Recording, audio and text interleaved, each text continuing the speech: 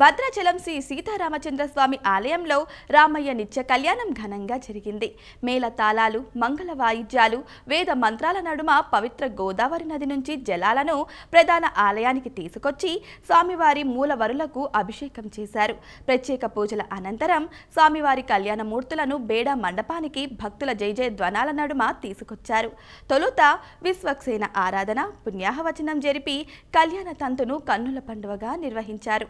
అనేక మంది దంపతులు ఈ కళ్యాణంలో పాల్గొని తరించారు.